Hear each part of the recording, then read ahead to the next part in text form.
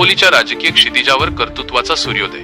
उपनगराध्यक्षपदी भाजपचे श्री विक्रम यशवंत साबळे विराजमान। ही रायगड जिल्ह्यातील महत्त्वाची औद्योगिक नगरी असलेल्या खोपोली शहराच्या राजकीय इतिहासात 15 आणि जानेवारी 16 हे 2 दिवस सुवर्ण अक्षरांनी कोरले गेले आहेत। खोपोली नगर परिषदेच्या उपनगराध्यक्ष पदाच्या रिक्त जागी भारतीय जनता पक्षाचे खंबीर, सुशिक्षित आणि धडाडीचे नेतृत्व श्री विक्रम यशवंत साबळे यांची जानेवारी 15 रोजी बिनविरोध निवड करण्यात आली। या निवडीनंतर आज जानेवारी 16 रोजी अत्यंत मंगलमय आणि उत्साही वातावरणात त्यांनी आपल्या पदाचा कार्यभार स्वीकारला। लोकशाहीचा गौरव, नगराध्यक्षांनी स्वतः केले पदावर आरूढ। पदभार स्वीकारण्याचा हा सोहळा केवळ एका पदाचा स्वीकार नसून तो खोपोलीच्या राजकीय प्रगल्भतेचा सोहळा ठरला।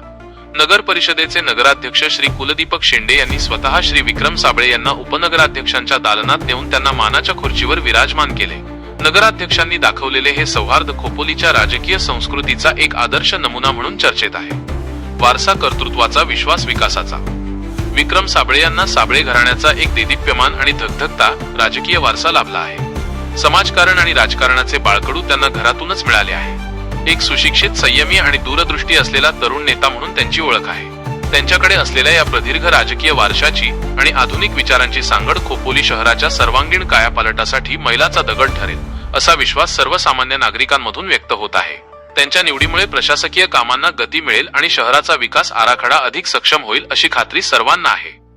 राजकीय मतभेद विसरून मैत्रीचा खोपोली पॅटर्न। खोपोलीच्या राजकारणाचे एक अद्वितीय वैशिष्ट्य म्हणजे इथे राजकारण हे केवळ निवडणुकीपुरते असते, मात्र मैत्री 12 महिने जपली जाते। आजच्या पदग्रहण सोहळ्यात याचे जिवंत उदाहरण पाहायला मिळाले। सर्वच राजकीय पक्षांनी अत्यंत खुल्या दिलाने विक्रम साबळे यांचे स्वागत केले।